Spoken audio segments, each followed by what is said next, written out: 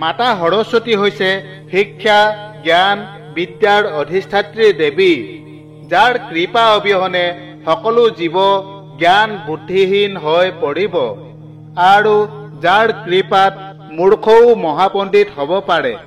সেয়াই হৈছে দেৱী সৰস্বতী। নমস্কাৰ বান্ধৱসকল, কাকতি ক্ৰিয়েশ্যন চেনেলত আপোনালোক সকলোকে স্বাগতম জনাইছো।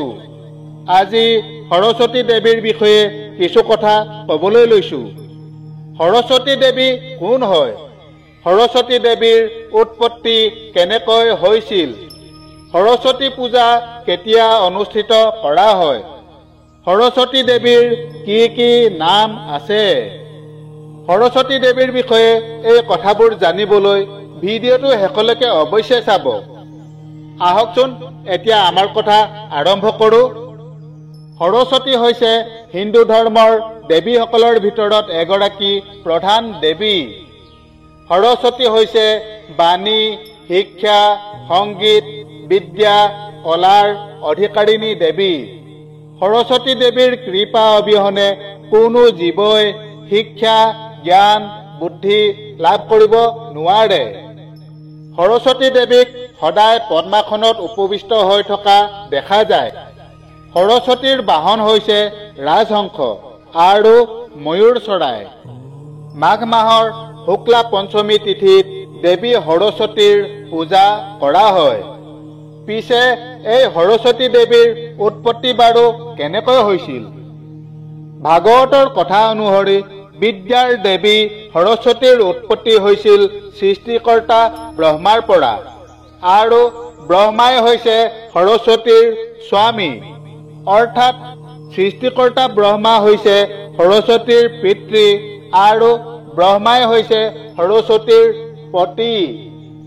আনহাতে ব্ৰহ্মবৈৱৰ্ত পুৰাণৰ কথা অনুসৰি বিদ্যাৰ দেৱী সৰস্বতীৰ উৎপত্তি হৈছিল ৰাধাৰ পৰা, আৰু এই দেৱীৰ স্বামী হৈছে ভগৱান বিষ্ণু। গতিকে ব্ৰহ্মবৈৱৰ্ত পুৰাণৰ মতে সৰস্বতীৰ পিতৃ মাতৃ হৈছে ৰাধা কৃষ্ণ আৰু পতি হৈছে ভগৱান বিষ্ণু। সৰস্বতী দেৱী হৈছে সংগীত, কলা, জ্ঞান, শিক্ষা আৰু বিদ্যাৰ অধিষ্ঠাত্ৰী দেৱী। এই দেৱীৰ কৃপা অবিহনে জীৱই কোনো ধৰণৰ শিক্ষা জ্ঞান বিদ্যা লাভ কৰা সম্ভৱ নহয়। ৰামায়ণৰ কথা অনুসৰি ৰাৱণ, কুম্ভকৰ্ণ আৰু বিভীষণে কঠোৰ তপস্যা কৰি ব্ৰহ্মাৰ পৰা বৰদান লাভ কৰিছিল। কুম্ভকৰ্ণই যেতিয়া ব্ৰহ্মাৰ পৰা বৰ বিচাৰিছিল, তেতিয়া বাগদেৱী সৰস্বতীয়ে কুম্ভকৰ্ণৰ জিহ্বাৰ আগত স্থিত হৈছিল, আৰু কুম্ভকৰ্ণই যেতিয়া বৰ বিচাৰি কথা কৈছিল, তেতিয়া জিহ্বাৰ অগ্ৰভাগত স্থিত হৈ থকা সৰস্বতী দেৱীয়ে কুম্ভকৰ্ণৰ মুখৰ পৰা ওলোৱা কথা পৰিৱৰ্তন কৰি দিছিল। সৃষ্টিকৰ্তা ব্ৰহ্মাৰ পৰা কুম্ভকৰ্ণই আচলতে ইন্দ্ৰাসনৰ বৰ প্ৰাপ্ত কৰি স্বৰ্গ অধিকাৰ কৰি ল'ব বিচাৰিছিল, কিন্তু দেৱতাসকলৰ চক্ৰান্তত সৰস্বতী দেৱীৰ মায়াত কুম্ভকৰ্ণৰ মুখৰ পৰা ইন্দ্ৰাসন শব্দটো নিদ্ৰাসন ৰূপে উচ্চাৰিত হৈছিল।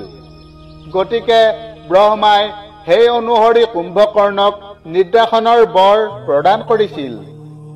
গতিকে সৰস্বতী দেৱীৰ ইচ্ছাত মূৰ্খ জ্ঞানী হ'ব পাৰে, জ্ঞানীও মূৰ্খ হৈ পৰিব পাৰে। সৰস্বতী দেৱীৰ মায়াত মানুহে কেতিয়াও কোনোদিনে নোকোৱা কথাও কৈ পাব পাৰে। কালিদাসৰ দৰে মহামূৰ্খও মহাকবি হ'ব পাৰে।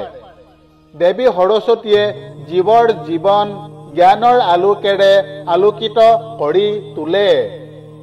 সৰস্বতী হতনাম যেই পাঠ কৰে, পৰিতুষ্টা সৰস্বতী তাহাৰ ওপৰে।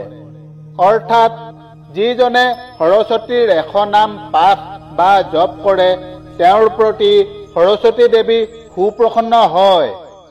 ধৰ্মগ্ৰন্থসমূহত সৰস্বতী দেৱীৰ 108 নামৰ কথা পোৱা যায়। আমি সেই নামসমূহৰ ভিতৰত কেইটামান নাম ইয়াত উল্লেখ কৰিছো। সৰস্বতী দেৱীৰ কেইটামান নাম হৈছে হাতত বীণা ধাৰণ কৰি থকা বাবে সৰস্বতী দেৱীৰ নাম বীণাপাণি, জ্ঞান দান কৰা বাবে দেৱীৰ নাম জ্ঞানদা, বুদ্ধি দান কৰা বাবে দেৱীৰ নাম বুদ্ধিদা, সংগীত দান কৰা বাবে দেৱীৰ নাম গীতপ্ৰিয়া, শ্বেত বস্ত্ৰ পৰিধান কৰা বাবে দেৱীৰ নাম শ্বেতাম্বৰধৰা, বাক দান কৰা বাবে দেৱীৰ নাম বাগদেৱী বা বাণী, ৰাজহংসত আৰোহণ কৰা বাবে দেৱীৰ নাম হংসবাহিনী, ময়ূৰত আৰোহণ কৰা দেৱীৰ নাম শ্ৰীকুমাৰী, বৈকুণ্ঠ লোকত দেৱীৰ নাম বৈষ্ণৱী, স্বৰ্গত দেৱীৰ নাম মন্দাকিনী, নাৰায়ণৰ পত্নী হোৱা বাবে সৰস্বতী দেৱীৰ নাম নাৰায়ণী। এনেদৰে সৰস্বতী দেৱীৰ মুঠ 108টা নাম আছে। বান্ধৱসকল, এয়াই হৈছে সৰস্বতী দেৱীৰ বিষয়ে এক সংক্ষিপ্ত কথা। ভিডিঅ'টো শেষলৈকে চোৱাৰ বাবে আপোনালৈ অশেষ ধন্যবাদ থাকিল। আগলৈ অন্য এক নতুন কথাৰ সৈতে পুনৰ লগ পোৱা আশাৰে তথা আপোনালোক সকলোৰে কুশল কামনাৰে আজিলৈ সামৰিছো। জয় শ্ৰীকৃষ্ণ।